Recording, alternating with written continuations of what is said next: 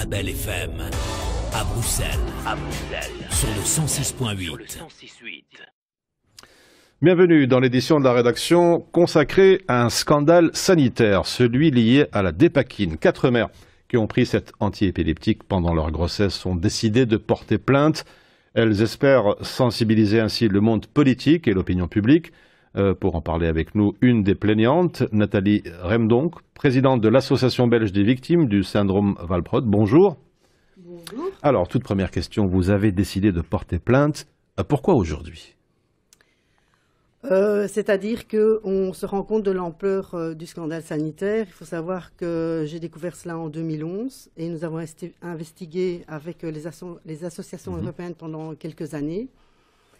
Et maintenant, on se rend compte que nous ne sommes pas 1, 2, 3, 4 ou 5, mais nous sommes des dizaines de milliers de familles concernées.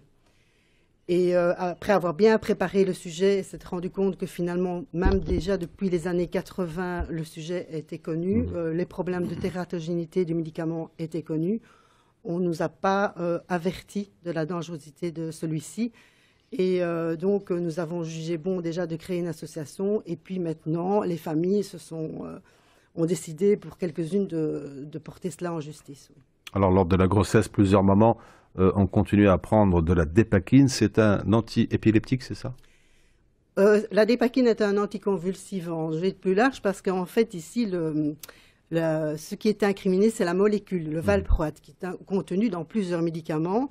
Donc, la dépakine, le convulex, le valproate G, le valproate Mylane. Donc, il faut savoir que c'est vraiment le valproate qui a un effet tératogène sur le fœtus, notamment. Alors, vous avez-vous très tôt pris ce médicament ? J'ai pris ce médicament lors d'une première crise d'épilepsie à l'âge de 11 ans. Alors, jamais vous n'étiez consciente des risques encourus lors de votre grossesse ? Il faut savoir qu'à l'époque, donc on remonte dans les années 80, les notices étaient complètement lacunaires. Il était indiqué « Veuillez consulter votre médecin en cas de désir de grossesse ». Ce que j'ai fait à partir du moment où j'ai désiré avoir mon premier enfant. Et le discours du médecin a tout à fait été rassurant. « Madame, n'ayez aucune crainte, il n'y a aucun souci de risque de danger pour l'enfant ». Et on a même d'ailleurs augmenté la dose. Souvent c'est ce qui se passe. Ils augmentent la dose pour être sûr que la maman ne soit pas en danger. Alors pourtant, des risques très importants, puisqu'aujourd'hui, ces enfants connaissent de graves problèmes de développement. Oui, alors il faut savoir que, évidemment, ce qu'on trouve, donc, c'est les atteintes neurologiques qui sont de l'ordre de 30 à 40%. Des atteintes malformatives, donc le spina bifida, craniosténose, donc des problèmes multiples, des problèmes cardiaques, des problèmes de fente palatine.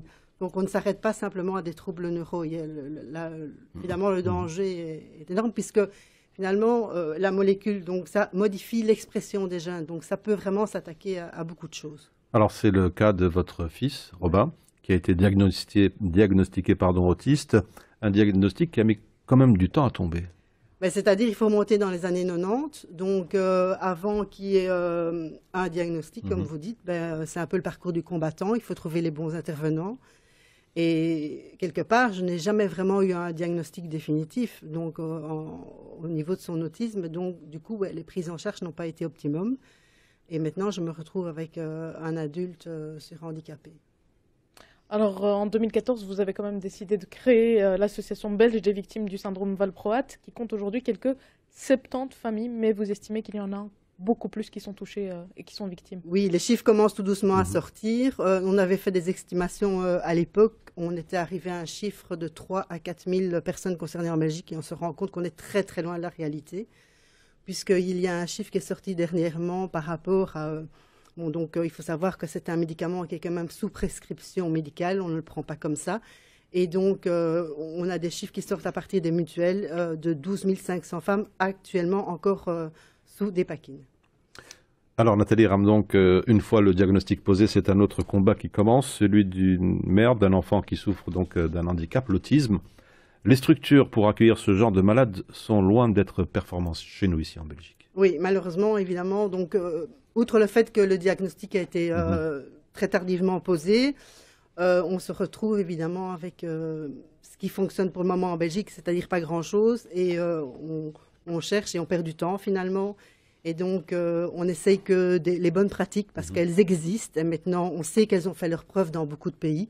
On essaye que ces bonnes pratiques soient mises en œuvre ici dans notre pays. Il y a des plans autisme qui doivent fonctionner, qui doivent être mis à jour et qui peuvent être très vite remis en fonction. C'est une question aussi de volonté politique. Alors justement, au quotidien, comment ça se passe avec Robin? Maintenant, Robin, en fait, est 24 heures sur 24 à la maison avec moi. Et donc, on essaye de le plus possible de retrouver une certaine autonomie parce qu'il avait perdu énormément de notre autonomie à cause finalement d'une mauvaise prise en charge et d'une non-stimulation. Et maintenant, je recommence tout ça finalement, puisque c'est un enfant qui savait marcher normalement, qui savait s'habiller tout seul, qui savait manger tout seul, qui savait se laver tout seul, qui savait préparer à manger tout seul.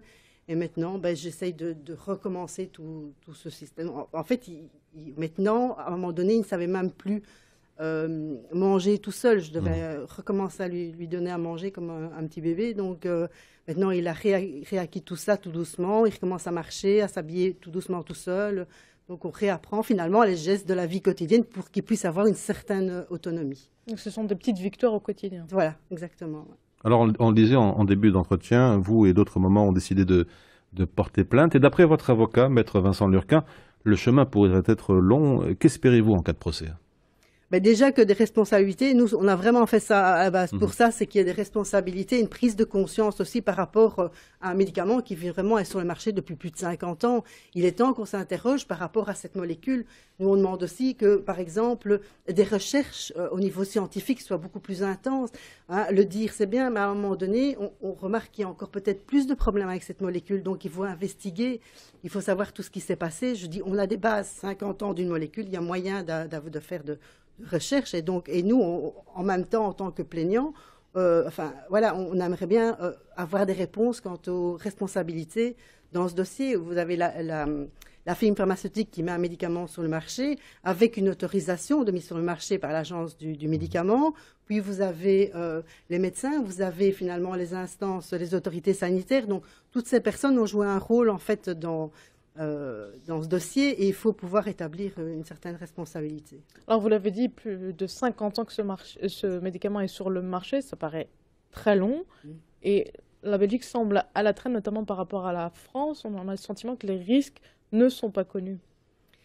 Oui, c'est vrai que même si on travaille en parallèle avec les autres associations et notamment beaucoup avec l'association française, en Belgique, on reste encore malgré tout fort à la traîne. On n'est pas fort écouté des autorités de santé et on aimerait bien vraiment maintenant qu'ils réagissent et qu'ils prennent ce problème à bras le corps, comme ça a été fait en France, puisqu'ils sont beaucoup plus loin devant nous. C'est-à-dire que, outre les restrictions qu'on a ici aussi en Belgique, puisqu'il faut savoir qu'en Belgique, il est aussi interdit de prescrire cette molécule à l'heure actuelle, sauf si les femmes sont pharmacorésistantes et qu'elles n'ont pas d'autre choix. À ce moment-là, elles reçoivent un matériel éducationnel et donc elles doivent signer un accord avec le médecin comme quoi elles ont reçu les informations par rapport à la dangerosité du médicament, ce qui ne se fait malheureusement pas. Nous avons encore des témoignages de bébés qui naissent encore avec ce produit.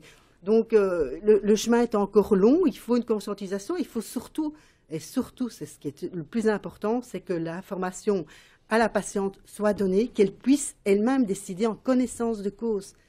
Il faut pouvoir conscientiser tout ça, ce monde-là, et que c'est les femmes qui doivent décider de leur avenir. Alors vous avez évoqué la France, le médicament commercialisé par la firme Sanofi fait déjà l'objet d'une enquête au parquet de Paris. En France aussi, l'Assemblée nationale a créé un fonds pour venir en aide aux enfants. On est loin, chez nous en Belgique, rien n'a bougé jusqu'à présent. Voilà, donc je crois que c'est pas faute d'essayer de contacter la ministre de la Santé. Pour le moment, elle reste un petit peu sourde à nos demandes, même si par presse interposée, elle nous a expliqué qu'elle était en train de travailler sur le sujet et qu'elle allait essayer de voir s'il n'était pas possible justement de débloquer des fonds. Donc je suis contente de l'apprendre, mais pour le moment, je n'ai aucun appel de Madame de Bloch et voilà, pour avancer dans ce dossier, pouvoir justement travailler de concert pour que demain, plus d'enfants naissent dans des conditions pareilles. Alors, vous êtes pour le moment 4 plaignantes, mais vous espérez, j'imagine, être rejointes par d'autres mères Alors, oui, on est 4, mais il faut savoir qu'énormément de familles ont émis le désir de porter plainte aussi. Donc, ce n'est que 4 pour le moment, mais il y en a d'autres en préparation. Après, il faut se rendre compte qu'on est dans une situation, on se retrouve avec des enfants handicapés différents, on vit dans un monde complètement à part, et devoir en plus aller déposer une plainte, c'est un parcours du combattant, un troisième parcours du combattant, si je puis dire. Et les familles, parfois, ne sont pas prêtes à le faire. Alors, on l'a brièvement évoqué, l'EMA, l'Agence européenne du médicament, a émis une série de recommandations, dont l'interdiction de prescrire ce médicament à des jeunes femmes et jeunes filles en âge de procréer, sauf en cas d'épilepsie pharmaco-résistante. C'est quand même une petite avancée pour vous? Ah oui, c'est sûr, c'est ce qu'on avait donc demandé en 2014. Nous sommes montés à l'Agence européenne du médicament avec les autres associations. Il y a eu cette réévaluation du rapport bénéfice-risque, et donc suite à ça, l'EMA donc a donné une série de recommandations, et c'est comme ça qu'on est arrivé à une notice beaucoup plus explicite, mise à jour avec ces recommandations, comme je vous expliquais, avec ce matériel éducationnel qui est très important. Et outre ça, nous espérons maintenant, ça doit être décidé, c'est de nouveau revenu au niveau du ministère de la Santé, qu'il y ait un avertissement visuel sur les boîtes de médicaments. C'est un rempart en plus pour la personne qui prend ce médicament. Est-ce que des contacts ont été pris aussi avec l'entreprise pharmaceutique Sanofi qui a commercialisé le médicament? Non. Est-ce que vous pensez que le poids justement des groupes pharmaceutiques pèse sur ce dossier et freine un petit peu la transparence? Je crois que la justice va devoir un peu éclaircir tout ça, mais le lobbying est quand même assez gros. Après, je dis que c'est très important parce que malgré tout, les soins de santé sont importants. Ils sont quand même, en Belgique, on a accès à beaucoup de choses. Les médicaments restent quelque chose de primordial. Et comme la dépakine, le valproate, c'est un médicament qui fonctionne. Donc nous ne demandons vraiment pas l'interdiction. Mais vraiment, ce qu'il était primordial, c'est à partir du moment où on sait dans les années 80 qu'il y a des gros problèmes avec une molécule, ne pas laisser aller, ne pas attendre des années, ne pas attendre que ce soit les victimes et les familles qui prennent le taureau par les cornes et se disent il faut faire changer les choses. Ce n'est pas normal parce que c'est nous qui après vivons avec des enfants différents, handicapés. Et je dis voilà, ce n'est pas non plus que des enfants qui sont légèrement handicapés. Il y a des malformations, il y a des troubles graves et c'est compliqué. Voilà, peut-être juste le mot de la fin avant de nous quitter, Nathalie Ramdonck. Donc, on espère toujours être entendu. On espère que le ministère et que les autorités de santé vont nous prendre en compte, vont considérer ce problème et qu'on trouvera des solutions tous ensemble. Voilà, c'était l'appel lancé par Nathalie Ramdonck, présidente de l'Association belge des victimes du syndrome valproate. Merci d'avoir accepté l'invitation d'Arabelle. Merci bien à vous. On se retrouve. Merci beaucoup. On se retrouve tout à l'heure pour votre deuxième grand format d'édition de la rédaction. Arabelle FM à Bruxelles.